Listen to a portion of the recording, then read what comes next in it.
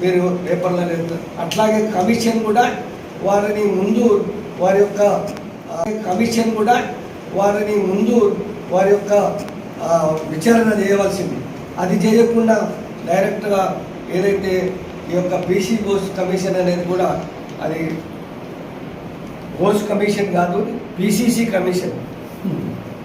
కాబట్టి ఇది ఈ రకంగా ప్రజలను మభ్యపెడుతూ ఏదో పెద్ద నేరం చేసినట్టు భూమండలం అంతా మరి మునిగిపోయినట్లు వాళ్ళు ప్రచారం చేయడం జరిగింది. ఇది తర్వాత మరి హైకోర్టు దీన్ని నిలిపివేయడం జరిగింది. కాళేశ్వరం ప్రాజెక్ట్ మీద పీసీ ఘోష్ కమిషన్ చేసినటువంటి విచారణ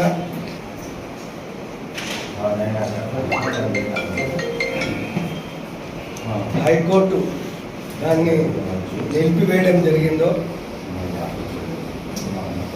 ఇది కాంగ్రెస్ పార్టీకి ఒక చెంపపెట్టు. ఏదైతే బీఆర్ఎస్ ప్రభుత్వం వచ్చిన తర్వాత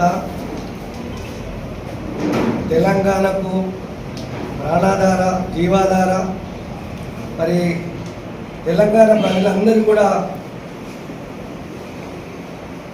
సాగునీరు కానీ త్రాగునీరు కానీ కట్టినటువంటి కాళేశ్వరం ప్రాజెక్టు దాంట్లో కాంగ్రెస్ ప్రభుత్వం వచ్చిన తర్వాత కాళేశ్వరంలో లక్షల కోట్లు దోచుకున్నారని వారి యొక్క వాదన. వారు పీసీ ఘోష్ కమిషన్ వేసి దాని మీద విచారణ చేపించి ఇంచుమించు 2 సంవత్సరాలుగా మరి ప్రజలను మభ్యపెడుతూ కాళేశ్వరం పూలేశ్వరం అని ఇంచుమించు అది 85 పిల్లర్స్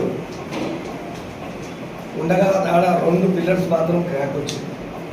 మేమందరం పోయినాం అక్కడ 6 ఎమ్మెల్యేలు ఎమ్మెల్సీ ఏదో ఒక నెపం పెట్టి ఈ బీఆర్ఎస్ ప్రభుత్వాన్ని తొక్కాలని ఉద్దేశిస్తుంది. కానీ నువ్వు ఎంత తొక్కాలనుకున్నావు అంత పైకి వెళ్తున్నది. కాబట్టి మీరు రేపు జరగబోయే రోజుల్లో తప్పకుండా ఈ ప్రభుత్వం గెలుస్తుంది, ప్రజలకు మేలు చేస్తుందని తెలియజేస్తూ విధంగా ఈ కాంగ్రెస్ ప్రభుత్వం చేస్తున్నటువంటి మరి ఈ అరాచకం, ఈ యొక్క దొంగ మాటలు, అబద్ధాలు ఇది సరికాదని తెలియజేస్తూ ఇప్పటికైనా కళ్ళు తెరవాలి కాంగ్రెస్ ప్రభుత్వం.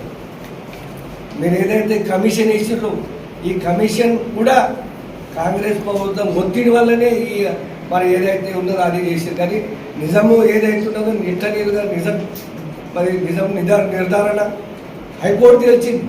కాబట్టి ఇది ముందుకు ఎటువంటి ఆధారాలు లేకుండా చేయొద్దని మరి చేయడం.